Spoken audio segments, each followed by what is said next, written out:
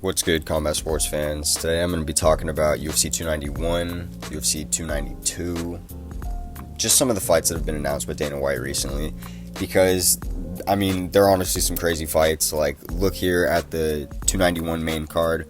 Just on this main card, not even looking at the rest of the card, like the early prelims and the prelims, which have great fights, just this alone is damn near a 10 out of 10. In Stack Meter, I actually would say it's 10 out of 10, for me personally. I'm sure for some casuals, maybe it doesn't have all the right names, but whatever, fuck them. Let's go into the main event of that fight card. Dustin Poirier versus Justin Gaethje 2, the rematch for the BMF belt. I know a lot of people feel some type of way about the BMF belt. I don't really care. I think it's kind of cool. I don't mind them adding shit like this to make the sport a little bit more exciting. If you feel a different way, let me know how you feel down in the comments below. But let's get into the fight, because the belt really doesn't matter at the end of the day. Dustin Poirier versus Justin Gaethje. Again, this is a rematch. They fought like 5-6 years ago, maybe even longer than that. I think it was about 6 years ago, though. Something along those lines, and Dustin Poirier ended up getting the job done by TKO in a war. It's one of the best fights the UFC's ever put on, and that's why they're putting it on again, and it's headlining a pay-per-view. My early prediction for this fight, I'd probably have to go with Justin Gaethje, just because I think he can withstand more damage. And I think that what he puts out is way more vicious than what Dustin can put out. Like, he can put out more over time and really start to accumulate it in the later rounds. But earlier on, especially, Justin Gaethje is going to have so much more pop than him in the leg kicks too. Like, Dustin is kind of getting better at implementing a more MMA rounded game, but I don't see him being able to take down Justin Gaethje, and I don't see him being able to out leg kick him or anything like that. The only way I'd be able to see him beating him is similar to the last time he beat him, but this is a different Gaethje, and that's why I just think it's not going to be as simple as it was last time for Dustin. And saying simple is giving him a lot of benefit of the doubt. It was anything but simple, but in terms of how Dustin fights, it was kind of his bread and butter. It was exactly how he wants a fight to go. Co-main event, essentially a number one contender fight for light heavyweight. We got Jan Blachowicz taking on Alex Pereira. This is brilliant matchmaking by the UFC, because they're playing chess, 3D chess, and they're trying to set up for Adesanya to go back up and try to challenge for another belt, be a double champ, and potentially have it be against Alex Pereira, who could be the light heavyweight champion if things go accordingly.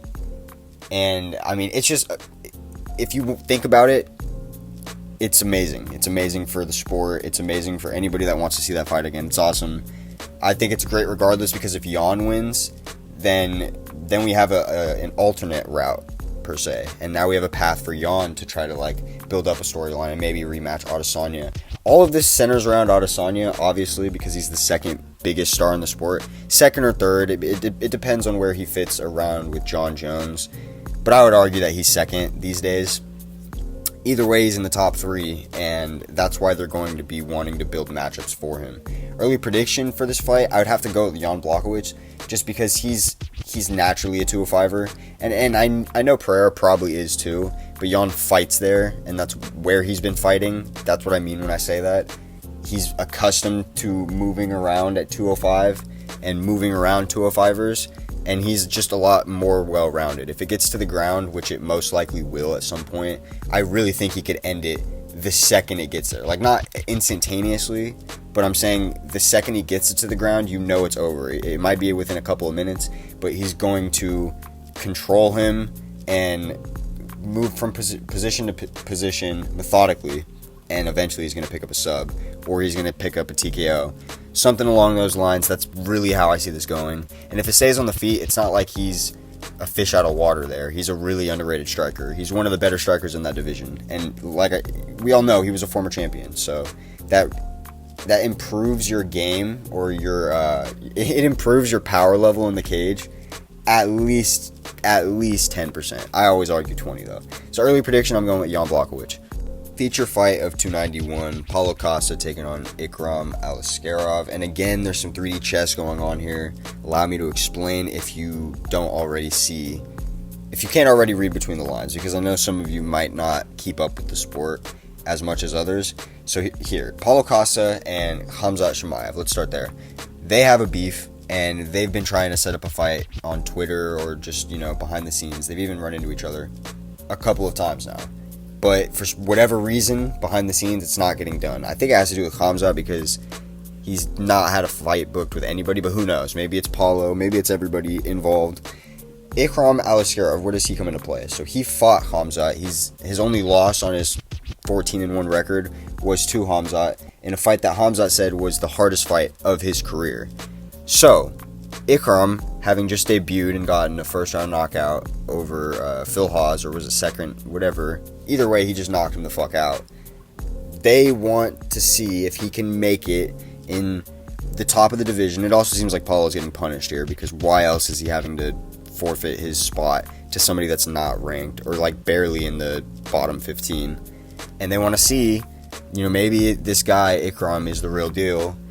Knocks him the fuck out. At some point down the line, they could be setting up a rematch with Khamzat. They only got to beat him if he stays undefeated in the promotion. And if Khamzat keeps going, honestly, it doesn't even matter for Khamzat. He could fight him now and it would be big, because he just needs to fight in welterweight or middleweight against somebody in the top. Like, we've been waiting.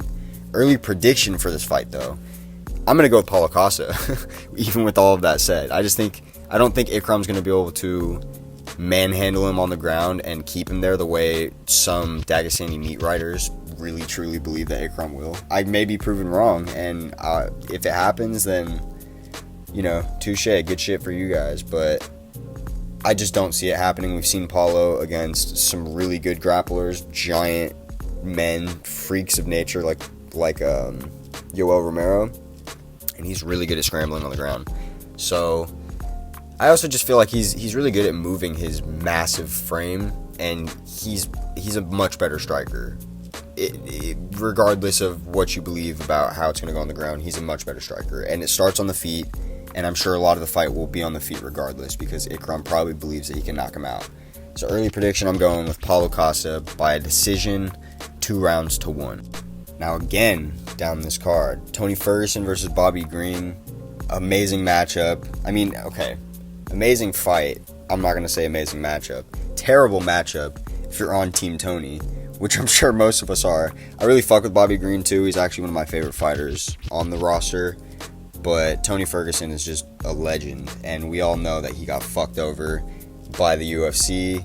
He did them a lot of favors, got handed a fucking horrible, horrible fight with Gaethje, and got his soul reaped. And now he just looks like he's 10 years aged in the cage, 20 years in real life. It's actually ridiculous.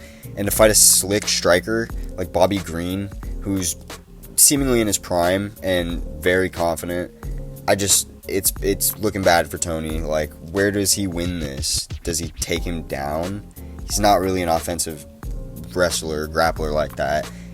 I don't really know what he's going to be able to do. Like, if you are Team Tony and you really think that he will win, maybe by a sub. I don't think it'll be by a decision. I think he's going to get out-slicked on the feet. So I'm going with Bobby Green for that. Next up, Michael Chiesa versus Kevin Holland, the last fight on the main card. Ridiculous main card, because we got, Derek Lewis and then Stephen Thompson and Michelle Pereira right under that on the prelims. Like, that's so crazy to me. This card's dumb.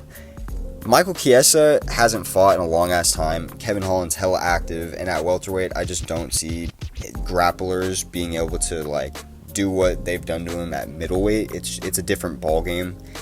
Michael Chiesa is a lot bigger of a frame than a lot of the other welterweights are going to try to grapple Kevin, but still, he's not, the best wrestler.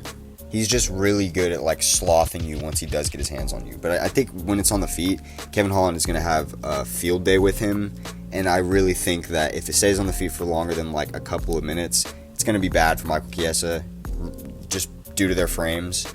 So I'm going with Kevin Holland by a first-round knockout.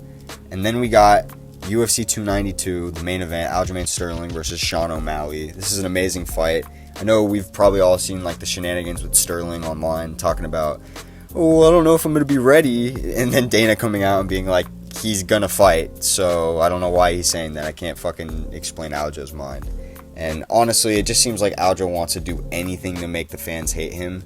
It's actually crazy. Like, I don't think it's intentional either. I'm sure he'll try to come out and act like he's been playing 3D chess as the heel. No, I think he just genuinely is such a self-sabotaging individual, and it's crazy because I actually was an Aljo fan for the longest fucking time, all the way up until the Petr Yan fight, and even then, I still was a fan. I was still a fan afterwards. I actually picked him to beat Petr Yan in the second fight. It's just like everything that he does, it's bad, man. I really wish Henry Cejudo had won that fight. But early prediction for this, I'm going with Sean O'Malley. I really think that Sean O'Malley is a different athlete for bantamweight. With his frame, his confidence, his striking, technique, all of that. I just think it's bad for Aljo. And plus, Sean O'Malley is a lot younger, fight years and regular years. And Aljamain Sterling has just a lot of problems that he's had to deal with in his career when it comes to his body. So, early prediction, I'm going with Sean O'Malley by second round knockout. And then last fight that we're going to be talking about in today's video, Zhang Weili taking on Amanda Lemos for the strawweight championship, the co-main event of UFC 292 in Boston. Early prediction, I'm going to go with Zhang Weili. I really don't think that Amanda Lemos is going to be able to hang right after it gets taken anywhere from like just being a clean stand-up fight. So if it's a clinch battle, if it's up against the cage, if it's takedowns, and then it's going to be like scrambles, on the mat, I think eventually Weili will drown her and pick up a sub. Actually, I'm going to go with a sub. I don't know why I see that happening. I've had this feeling that she's going to sub her. It just seems like her ground game's gotten exponentially better. It seems like her mind for the sport has only risen, like it has to have risen at least 30% since working with Cejudo. So early prediction, I'm going with Weili. Alright, that's going to be all for me today, folks. Have a good one. I will catch y'all.